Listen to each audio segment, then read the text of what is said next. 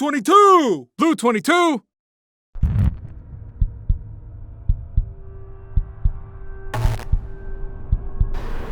Bobby Ford, man, he go back actually to the beginning. This is a man that when nobody would take my phone calls when I was new in the music business. And I met Bobby through a gentleman named Cedric Martin from Confunction. It was Bobby Ford's studio, and that was my first time to be in a recording studio. He worked with me, and all I had was a turntable. Yeah. Look at my friend, man. I love this dude, man. Yes, that man is rally. It's for real. You don't see that every day. Yeah, what's going on, y'all? Coach Ali, man. This is the Coach's Corner, and I'm with a good friend of mine, NoFace Phantom, No-Xcape Records. Today we're gonna talk about the legacy of Fairfield and the music scene. When I bring up the name Bobby Ford, what does that recollect, or what strikes to your brain, NoFace? Oh man, Bobby. Man, that's man.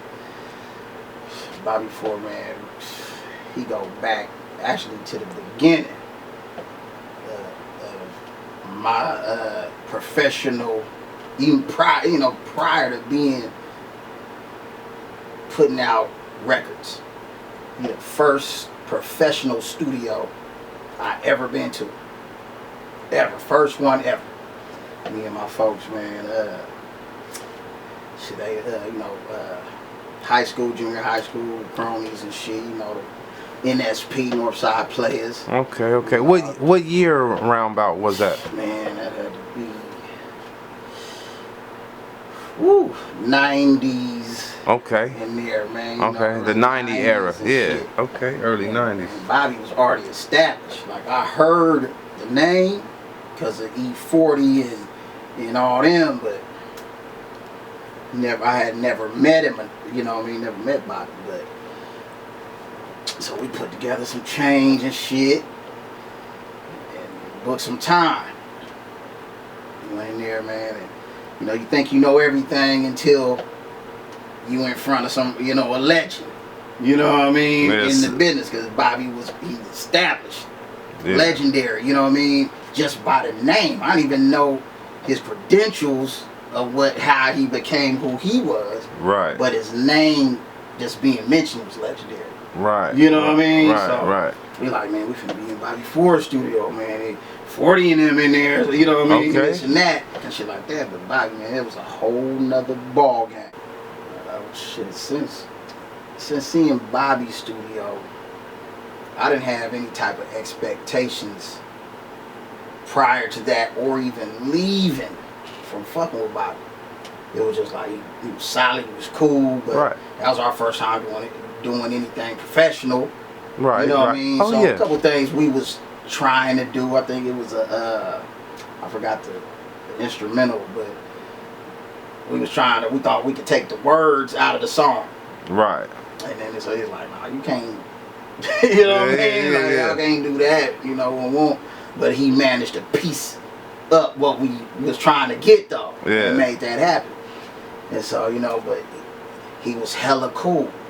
And you know what I mean? Wasn't no problem. But I didn't anticipate no problems. No. But how he dealt with us, it set a path as far as when we went on, because this is 90, let me see, it had probably a year or two prior to Pizzo first album. Okay. You know what I mean? So that's fucking with K-Lou and this and that. Because back then, all the engineers and all that, they was from bands established. They knew each other. We wasn't knowing that. Right. That was part of the game. Like, it's a small world, and and they don't be bragging and boasting or nothing, because their accolades be on the wall. Yeah. You know what I mean? It's like, and they figure they like dads and uncles, and that's how it was. See, now it's like a whole, these youngsters ain't got no respect. You know what I mean? Right. It is what it is. Right. You know what I mean? Some come in, they got a head on their shoulder and this and that, but back then, it's like you said, Bobby, man, we came in, he treated us like family. He didn't care nothing about the 40 and that. He didn't bring none of that up. He treated it, man, I'm finna make this right for y'all, da da da.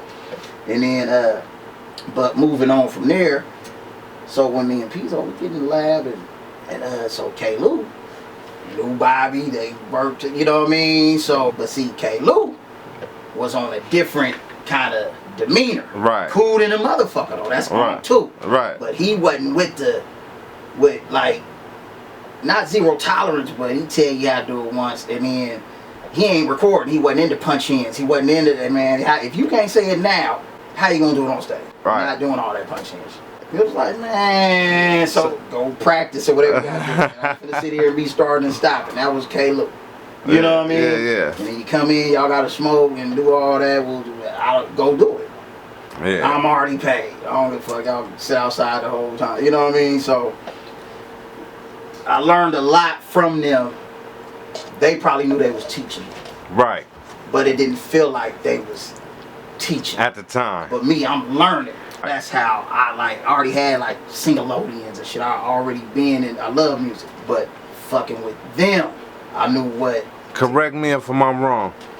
You was DJing first, didn't you have a pair of turntables? No. You didn't have a pair? Not in DJ.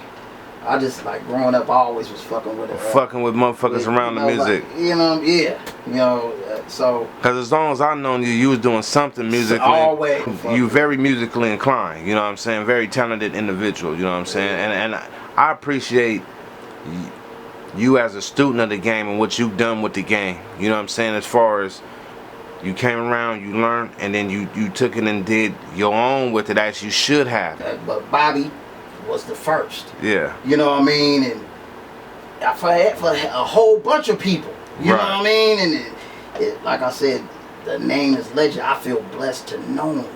Right. As close as we are. You know what I mean? Right. Because he always like asks about you. I call him and, you know what I mean, when we slide through Bakersfield. Yeah. Or what, you know, everybody, if I don't know something, I need something, and you know, I be like, hey, Face, what's up? What's going on? Slide through and, man, send it to me. Or, oh, you need this, you need that? Right. Call me. And he always been like that. And I, you know, I pay it forward. And I learned that from them, even though I kind of always been like that. But, you know, I pay it forward, man. And it's a lot of people that's not like that. And I ain't knocking everybody. Everybody ain't the same, but I learned a lot from them. You know what I mean? As far as what to get, what kind of microphone, what kind of this, what kind of that. Right. And the cold part about it is, they never would say, "Ah, that's wrong. You doing it wrong." You know what I mean? Like, right. Don't use that. You know, especially Bobby. Use what you got. You know what I mean? And make the best of what you got, but get it done. You know what I mean? Right. Because you could always do better. I don't care what you got. Still a way to do it better. So ain't no sense in not doing it, because you'll be waiting forever to do it better. Right. Or even get it done. You know what I mean? So it's like, yeah, but that's a stage mic. This is recording mic. Right, right. You know what I mean? It's like, right. Oh, so it just be little, you know what I mean? But until you get that, you keep recording. Because, you know, it's still training. It's still, you know what I mean? And keep moving. So, you know, start piecing shit up. And if I needed pieces or whatever, man, like all of them. Al Eaton. That's another one. Like all these cats, man, we 18, 19 or something. Yeah. And these cats, I mean, they in the dope.